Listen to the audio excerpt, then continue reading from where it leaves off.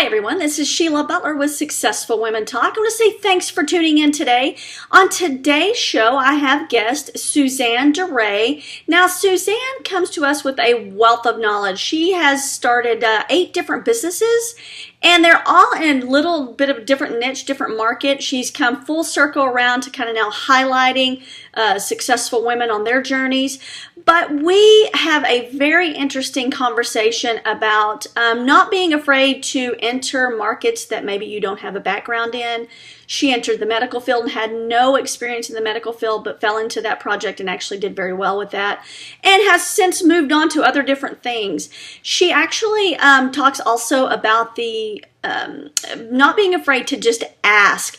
And she shares her story on how she ended up getting Tony Robbins to write the foreword in her book, and she didn't even know him, but she did it because she wasn't afraid to ask. So tune in to today's interview with Suzanne Duret. Very interesting, enlightening, great successful story of a female entrepreneur. So tune in, and as well, don't forget to join us online at www.successfulwomentalk.com. Join the community, and we'll see you on the other side of the interview. Thanks a lot. This is Sheila Butler with Successful Women Talk, and I want to thank you for joining us today. I am very excited. We have a special guest with us today, Suzanne Duret. Now, she has a wealth of knowledge and experience. I can't wait to jump into this conversation with her. She's the founder of ShowcasingWomen.com. She's a serial entrepreneur, has started over 7 businesses, author, coach, mentor. So help me welcome Suzanne. Hi, Sheila. How are you? I'm good. I got exhausted just listening to you talk about everything I do. Girl, I could have gone on and on. Well, thank you for joining me today. Thank you for inviting me. I've been looking forward to it. Well, perfect. Hey, we're going to start off with a general question that I ask everyone, which is tell us a little bit about yourself, how you got started in business. Okay. I'll try to give you the condensed version. With a serial entrepreneur, it can get a little bit lengthy, but true. Basically, I was one of those ADD kids. I just could not deal with the thought of going to college. I just wanted to get out of high school and get on with life, and that's what I did, with no real direction other than I just knew I wanted to own my own business at some point. But I ended up actually going to electronics school for a short time. I was one of 50 people, and I was the only female, so you can imagine what that was like. And then I decided this is boring for me. So I went into the corporate world, and I tried 2 corporate businesses, and that just didn't work for me. I kind of went rogue on everybody. You know, it's the entrepreneurial mindset. I really think it works better this way, and they didn't like that. So then from there, I went to a smaller company, real small. And about 9 months into it, I was able to have a conversation with the boss, the owner, and ended up getting this big job promotion and being moved down to Florida. And that actually, that process is a piece of one of the things that I teach now, which is the art of ask. And we can talk about that in a little while. But long story short, I'm trying to, box it all up for you. We have all the time for you. Well, do you have 12 hours? Maybe not that long, but. Anyway, long story short, in Florida, I ended up doing business with an ER physician who was a genius inventor. He had some great products, and he would keep coming to me saying, well, I'm negotiating this licensing agreement with Johnson & Johnson for one of my inventions, and they responded this way, and what do you think? Of course, I knew nothing about any of that, but I had sort of this built-in radar for things. I kind of just intuitively knew how to respond, and I'd say, well, you should this, or that, and watch out for this, or that. And ultimately, he came to me and said, look, let's form a business together. I've got all of these inventions.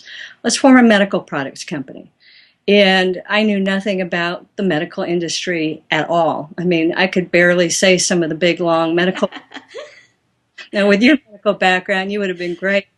So I actually spent many back-to-back shifts in the ER with him learning the lingo. Wow. process. And I think this is important for people to understand. Don't be threatened by entering into an arena that you're unfamiliar with. And I've done that with all 7 businesses. They've all been in different industries or, something different that I had no background in. So that's one of the takeaway points I would like people to have. And the other one is get over your fear of failure, because we made every mistake in the book. We took 2 years trying to get that company funded. Wow. It was a nightmare. Everything from putting together, a 50-pound business plan and nobody responding, and then finally me saying, okay, what's up? Asking somebody who got real and said, who's going to take the time to read that? A little executive summary, 1 or 2 pages, and then give us just a short little, 25-page business plan. So, okay. We did get that company funded. I ended up putting together a network around the country of distributors, and we were off and running. And we sold that company 21 months later, and then from there I just went from business to business. I wrote a book. Tony Robbins wrote the foreword. That's a whole nother story. That's also a part of my art of ask. How did I get somebody I never knew and had no contacts with to write the foreword to my book? And started a lot of different businesses. And now I'm doing Showcasing Women, and that really came about because back in the day when I started, I was the only woman. I had no women business mentors. I had no women I could turn to say, wow, I'm dealing with all of these gender issues with all of these men, and really interesting stories in like dealing with venture capitalists who were really tough, hardcore. And here I was, just this 20-something cutie pie with no college education. And you can imagine some of the sexual innuendos and things that went on. But in any event, thankfully, a lot has changed now, and women have really come to the forefront, and they're doing great things. And I wanted to take all of my years of experience and help women, but I also help men too, because women does have the word men in it. You're not just going to put them to the side. They need help too. Yeah. I love your story, and I want just to make a couple of comments on things that you said that I picked up on, which is big things I really want to get into, which is don't be afraid to ask. Yeah. Don't be afraid to fail. In my opinion, there's no real failure. It's you're building character, right? Absolutely. And then, just don't be afraid to start in an industry that you have no idea about. Right. So let's talk about not being afraid to ask. How did you get? You said you're in a market full of men, and you're in a market that you knew nothing about, and you just put yourself out there. How did you do that? Well, firstly, I was really passionate about what we were embarking upon, and I think if you don't have the passion, it's not going to happen. You can't force yourself to step out of your comfort zone if you're really not passionate about it. Because to go out and do what I've done, and you and so many other people, starting your own business takes a lot of guts and definitely stepping outside of your comfort zone. And so, firstly, I was passionate. Secondly, I just personally felt like the worst thing that can happen if I mess up or I fail is, I have a little egg on my face for 30 seconds, and then who's going to remember it? It's not like I'm going to be on CNN anytime soon saying, oh, Suzanne Duret really messed up. So people need to just get over that thing about, because really a lot of fear is driven by the fear of being embarrassed or the fear of messing up, and people go, oh. Exactly. Look what happened there. and view it as a lesson. And so I just went out, and believe me, I tripped up and I tripped over and I fumbled and I got egg on my face, dozens of eggs on my face on a regular basis. And it was fine because I learned through the process. I gained character, I gained confidence, which, a lot of people don't think, well, how can you gain confidence when you're out there in uncharted waters trying to accomplish something with no background in it. But the process of doing it and stepping out is just amazing in what it can do for you. I agree. I think when you say that, I always think the same thing with, I have two toddlers. I have a 3.5-year-old and a 2.5-year-old. And a lot of times I want to help them pass something, but I have to stop and let them do it and let them fumble, because that's the only way they learn. And Yeah. I think business is a lot of the same way. I too got into an industry that I knew zero about, but I didn't care because I'm not afraid and I can learn. And if I fail, I'm building character. So I kind of see it the same way. Yeah. Well, and like you and I have discussed, failure really, I don't even believe in that word. Failure to me is, they're gifts. They're great lessons. They're great character building. So failure to me is a positive thing, not a negative thing, as long as you have the right mindset about it. Exactly. Yeah. So you went from the medical device. So after 2 years, did you take a break, or did you went to the next company because you started writing? You wrote your book next, right? Yeah, well, what happened is it was pretty intense. It took 2 years to get that company funded.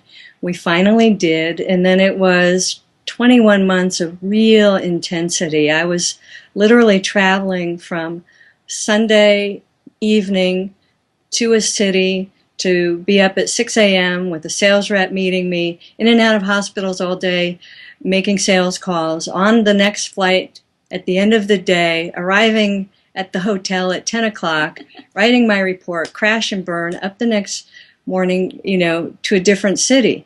And I was doing a different city like every day or every other day. So at about the 18-month mark, I was fried. I mean, I had no personality anymore.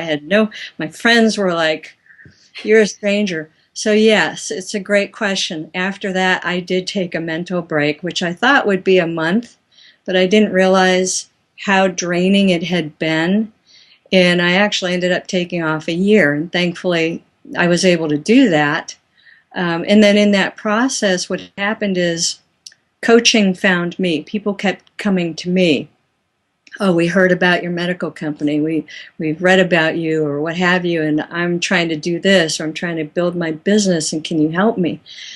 And what happened is I was meeting with a guy one afternoon, and he was telling me how he'd lost all of his money and his family's savings trying to get an invention off the ground. And he had been taken advantage of, and somebody not only took his money, but took his idea and left him high and dry. Oh, and it really bummed me out big time. And so on my drive home, I started thinking, I'm going to write a book about this. And I did. I literally got home and I started writing Inventing for Wealth. And as I got into it, I realized I could really write volumes, but I can't make a career out of this. So I just wrote kind of a layman's term type of book. These are the things you need to be thinking about. And then I realized I knew nothing about the publishing industry. I had no name recognition as an author. What am I going to do? And this was back in the the mid-90s, early to mid-90s. The internet was just starting to get some traction, but it wasn't really the thing of today. Right. So, long story short, I ended up approaching Tony Robbins to write the book. I thought, if I can bring Tony's name to the table, it will bring me some credibility and some recognition. But I had to think about what's in it for Tony, and that's part of the art of ask. And so I had to look at the time, Tony was promoting to corporations and sending people in advance to book up his live events. And then his other market was the people who are up at 3 a.m. watching his infomercials. But I realized through my process that as an entrepreneur, you're going to have those times where you're in the fetal position under the table crying because you just can't do it anymore, something's not working out or whatever, right? And so it's great to have that inspiration that Tony was giving. So I approached him with, I'm going to open up a whole new market for you. And I had to get into what is Tony's why. And this is a takeaway for people, because I knew what my why was, and other people know what their why is, but you really have to figure out what is the person's why that you're trying to approach. And I spent a great deal of time, months, filtering my way through understanding everything about Tony's business and where maybe I could find a gap that I could make some sense of for him. Then I had to reach out and get in with somebody who was close to him and develop a relationship with them, because they already had the know, like, trust with Tony that I didn't. And I ended up having lunch with one of his right-hand men, who was very impressed with my story. And I also knew that at the time Tony didn't have a lot of women, and he was looking for women for his infomercials. So that was another thing I uncovered in my research. Research is, like your golden egg, and you've got to focus on that. And in the end, long story short, Tony not only wrote the foreword to my book, but he also invited me to be in his personal power infomercial. And then I created a really cheesy TV commercial, bought local airtime all around the country, and sold the heck out of my book. Now, today you can do it on the internet, a lot less money, and probably have even greater success. But that was the next step after the medical company. I love that story, and I love it because, and I just want to make sure, you didn't know Tony. No. You knew he was a good way for you to market your book and the message that you had to put out there. So, yes. And I love that you said you had to find his why. So you had to figure him out. Yes, and I did. You had to be of value to him. And I think that's important for people to understand. In networking back then and networking today, you have to, what kind of value can you give to someone? Yeah. Truly important. It's huge. And I think a lot of people make the mistake of, maybe they'll go check somebody out on a website and visit their LinkedIn and their website or whatever, and then think they understand the person and then craft their approach based on that. Now, if you're really going for something important to you, then I think it's crucial to take the time and make phone calls too. Do your research online, but then make phone calls, because it was in the actual verbal conversations with people that I discovered Tony's really struggling. Now, mind you, this was back in the early 90s. Tony's really struggling to find successful women who have, again, being authentic, have been exposed to his books or his CDs, DVDs, programs, to be on his personal power infomercial. And when I heard that, it was like, wow, what a the light bulb went off.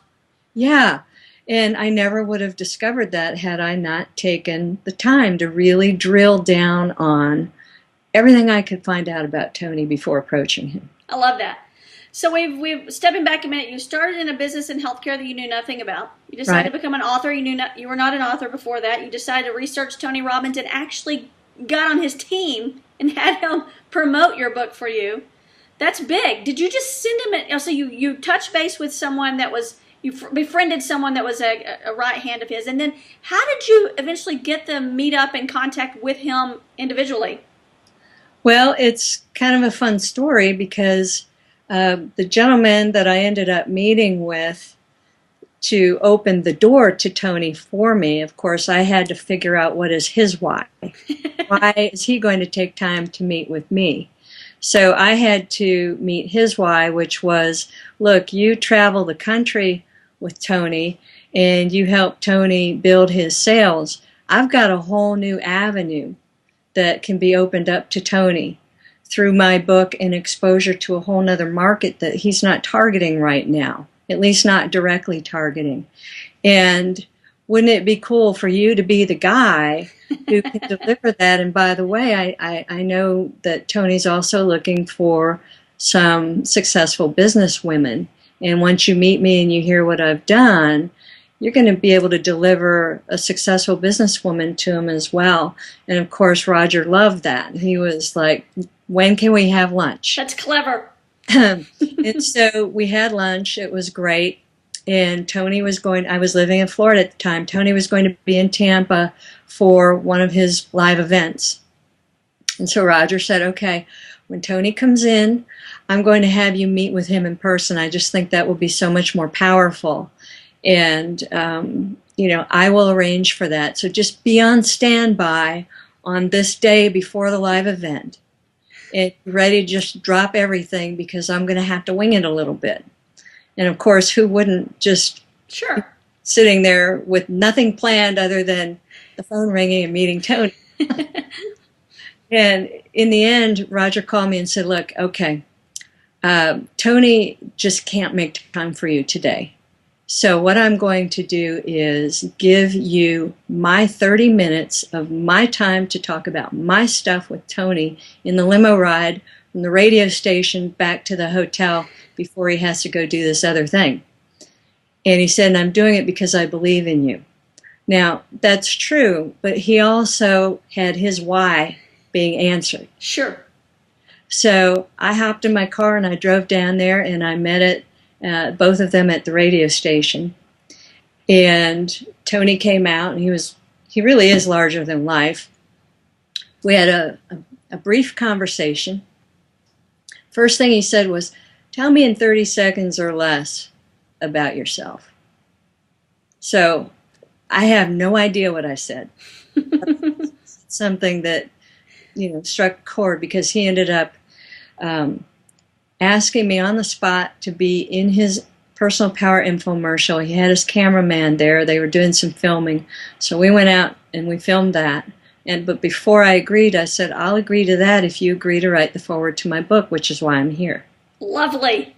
And he said, if it's every bit as impressive as you and your story, I have no problem with that, and you have my word. Send me the outline or the manuscript. Let me look at it. So we shook on it. Done deal. And then after we filmed it, I hopped in the limo with Roger and Tony, and we drove to the hotel, and I had half an hour with them, which was really cool. But then I had to get a taxi ride back to That's a great story. I love that. I love that you didn't have the fear. You put yourself out there and you just asked. It's awesome. Well, I will say, I was internally shaking. Sure. Meeting Tony. I was really, really nervous. So it's not like I'm just totally fearless. But you have to get out of your comfort zone and just go for it. That's where the best work is usually done, is outside of your comfort zone. Yeah, and look what ended up happening. And that, having Tony write the foreword to my book has opened so many doors for me after the fact that it's amazing. That's terrific. So now let's hop forward a bit. So since then, you've had several more companies, one of which I think dealt with some social media, publishing, and then where you are today. Do you want to kind of briefly take us through those or get to where we are today? Well, just very, very quickly, I had to learn a lot about producing TV commercials and publishing, and decided to self-publish the book that Tony wrote the foreword to. That was a whole learning process, and as a result, I formed my own publishing company and produced the TV commercial. And again, people kept coming to me, so then I ended up in this coaching business, and I knew nothing about coaching, so it was just doing what I do and learning along the path what works and what doesn't, and how to structure those businesses. And then I did end up putting together an online business and raised $1.4 million in 45 days for that business. But again, it was because I knew how, at that point, how to structure everything and how to be fully prepared. So when I came out of the gate and started talking with investors, it was greased. Absolutely had everything. If they said, well, what about this? I had the answer because I had practiced. You had practiced with that 50-pound business plan that you had before. Yeah, I sure did. And all of the questions that I was asked through that process. So at that point, I knew what I was doing.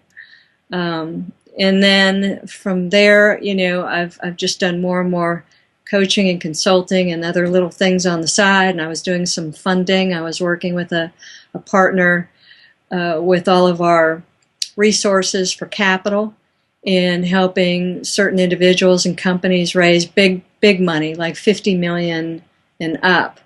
And then, of course, the economy kind of tanked all of that. And that's when I came back around to showcasing women, which I had started to do, and I got sidetracked with the funding business. And now I'm back and fully on board with showcasing women, and also working on putting together a lot of programs to help both men and women, discover their, what I call, monetizing their infinite possibilities. I like that. And lighting a fire under their assets. I like that. I saw that one when I was reading some of your stuff. I like that. Yeah. And it's true. And I think we short sell ourselves, because I think a lot of people have skill sets that they take for granted and don't realize how valuable those really are, or how to get those out. So I think programs like that, or just giving somebody a little bit of a nudge or a push, is so helpful. It is. And the other thing is, myself included, is getting what I call outside eyeballs on what you're trying to do or on your existing business, because we can go along, and I'm as guilty as anyone. It just happens. It's a process. You go along, and then somebody says, well, have you ever thought about this? Or you could add another revenue stream this way. Have you ever considered that? And so that's something that I also help people with, and I always suggest, and I do it myself, is like once a quarter, just kind of take a deep breath and have other people look at what you're doing and give you feedback. That's a great idea. Yeah, you never know what can come out of it. I've had some really great things come out of it. Yeah, I think when you're in the middle of it, you just can't see it, because you're just trying to accomplish all of those tasks. I know when I do some business consulting, it's the same thing. I can walk in and watch their processes and suggest something, and they're like, oh my gosh, you're just a genius. How did you know that? And I'm like, well, thank you. I'm really not. It's just that I'm a different set of eyeballs looking at your processes. Right. And, that we can streamline those, but they just can't see it when they're in the middle of it. Yeah, and it's so true. And it's true whether you work for someone else, or you have your own business, or you're trying to start your own business. I mean, even if you work for someone else, I have, clients who are in the corporate world, and they're trying to get to the next level, or maybe they're dealing with some sort of an obstacle. And through the course of conversation, all of a sudden there are these ahas that they didn't see about themselves. Right. So I love that. Yeah. So now we're to the point we are today, which I'm kind of in the same boat. I think I don't have anything against men, love men, no problem. But my thing is that when you go and Google something about anything successful, entrepreneur, it's usually always a man. And I don't have a problem with that, other than the fact that there are so many women out there doing terrific, outstanding things, and they're just not highlighted. We just don't see them. Right. And, same way with me. I had a business mentor locally, a lady that I went to business school with. But, other than that, I didn't have a female mentor. And I think it is so, so important. It's huge. It really is. And I'm sure because you're out doing what you're doing, Sheila, you're seeing lots of upward trends with women really coming out there. And so I'm really all about collaborating with women, supporting women. I love that you're all about that, and you've had your success in business. And so it's for me, it's a two-part thing. It's helping women excel and find greater success, and then it's working with successful women to bring them out to the world and give them more exposure so that other women can see, okay, so let's talk a minute about women as mentors, and where do you see that today, and where do you see that going in our future? I see a big shift, and I'd like to get your input on that. Yeah, there's a massive shift happening, and I'm in the circle of really watching women, and was fortunate enough to come across you. But there are two camps. There are the women who are already successful, who are out there and maybe not getting the kind of exposure that they should be. And then there are the women who are, up and coming, and they're trying to make that climb through the corporate world or venture off into their own businesses. And so female mentoring is huge. It's massive, and I'm trying to play my own role role in that through showcasing women and collaborating with other women because, I may have a vast background, but I love encouraging other women, empowering other women, and collaborating with other women and showing all women that, look, this isn't what it used to be back when I started out, where the few successful women who were really out there were so paranoid about any competition. There was a lot of cattiness, and I hate to say it, but it was true. Mm-hmm. And I'm seeing less and less of that today, and more of a let's band together, let's support each other as a gender, let's really help each other thrive, let's have an abundance mindset, not this, competitive, keep it to myself kind of thing, because there's plenty of pie out there. I agree. Everybody. I love that you said that because I so agree with that, and especially in the sense that, yes, we all are sort of going in this, we're doing this sort of similar things, but I think we can help each other so much more than hurt each other. And that networking is so, so powerful. It is. It's absolutely huge. And I've been really, really blessed to be meeting some amazing women, to be helping a lot of women. And, any women watching this right now, I strongly encourage you, wherever you are, open your sphere to other women and start participating more in everybody's evolution and success together. I agree. I interviewed the other day a lady by the name of Alicia Oversby, and she owns a product-based company called Baby Elephant Ears. And what I love about her story is that she started that business with 4 babies at home, 4 kids. And she did it during their naps, and she did it at night, and it's a successful company now, and she did it on her own terms. No one says we don't have to work 9 to 5 anymore in a corporate environment unless that's what you want to do. Right. And women have so many skill sets. They can do what they want to do if you can just show them the way, which is the reason for me behind my show is other people have. I want to show you that they have. You can too if you choose to. Yeah, absolutely. Absolutely. I'm really thrilled that you're doing this because there's so much inspiration and empowerment that comes out of just hearing other people's stories and what had to occur for them to get there. Because it's never, I just woke up one day and had this idea and boom, I was a millionaire with a successful business. And everyone has their own internal set of fears and, confidence issues and issues around, well, I've never done this before. And so the more we can support each other, the more we can step out and learn and just move through the confidence issues that women tend to have. Absolutely. We're going to see this continuing shift really start to explode. It's kind of been like this, and now it's going to be this big mushroom. I agree. And I love that you shared the part of your story that, you started with something totally different from where you are today, but that all of those steps got you to where you are today. I was talking with a lady the other day, and she was trying to think of an idea to start a business, and she kind of had one. She goes, but that's not really where I want to be in 10 years. This really isn't what I want to do in 10 years. And I said my advice to her was, well, maybe it's not going to be, but it will help you develop that foundation and skill sets that you need to be where you want to be in 10 years. Don't be afraid to try. Yeah. Good for you. That was great advice, and I completely support that. And, you've also got to be willing to shift a little bit because I didn't set out in my mind, I'm going to go start a medical company or I'm going to write a book or I'm going to be a coach or I'm going to do this women's empowerment website.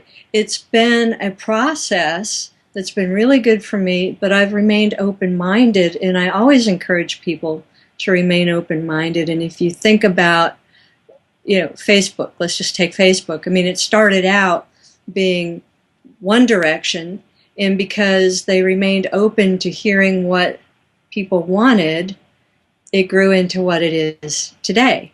Because Absolutely. I remained open to people wanting my expertise, I was able to impact thousands of lives through coaching. So, yes, have your goals, but also be open-minded and understand the process and realize you can't go from A to Z. and where you are now is the platform you need to get to that end goal. I love that. That's terrific advice. Yeah, I agree. Be open-minded and don't be afraid to try things. It's okay. And don't consider those things failure like we talked about before. You're developing skill sets that are only going to be so much more beneficial to you in the future. Absolutely. And don't be afraid to, start out thinking this is what you want to do or pursue, right, and then realize that's really not me. Because in that process, you got closer to who you really are and really what you want to be doing, right? Terrific. Yes, you learn more about yourself. I love that advice. Yeah. Well, listen, if someone wanted to hook up with you, where would be the best place? Or you have anything you want to talk about specifically, and where do you want them to connect with you? Well, the best place is at showcasingwomen.com, and I would strongly encourage women to opt in for my weekly newsletter because I dole out a lot of valuable information, but more importantly, that's where they will learn about all of my upcoming trainings. And I'm doing some really cool webinar collaborations with other women, teaching them on different topics. I've actually got we're going to be doing a series every month on body language and how to read body language and how to be aware of your own body language when you're negotiating and doing different things. Right. So just lots and lots of valuable information. The website, as you see it right now, is undergoing some changes behind the scenes. So there are going to be a lot of new trainings and different things occurring. And then, of course, I'm on LinkedIn. I love LinkedIn. I think anyone who isn't using LinkedIn, whether you're in the corporate world or your own business, you're leaving money and opportunities on the table, not being on LinkedIn. So people can connect with me there as well. Great. I agree. We had Debbie Saviano recently on, and she talked about LinkedIn. And my LinkedIn profile really needs some tweaking. I'm there, but I'm not there as I need to be. So that's great advice. Yeah. I appreciate it. We will link all of this up below. I certainly appreciate your time. This has been a wonderful, wonderful chat today. It has, Sheila. Thank you so much. And I really, truly hope everybody gained a couple of little golden nuggets from our conversation. Absolutely. Even if we just impact one life, we've made a difference today. Amen. Thank you again. Thank you. Bye-bye. Bye. Okay, that's our show, and thanks again for tuning in. Hey, I have a huge, huge favor. I'd like for you to join us over at www.successfulwomentalk.com. Join our email list, and on that list, you'll be a VIP. You'll be receiving all of our newest updates, newest interviews, our newsletter, and any tips and tricks we have for organizing your business and getting raving fans and customers that actually just sing your praises. So again, thanks again for tuning in. Check us out next week for another episode of SuccessfulWomenTalk.com. Thanks, guys.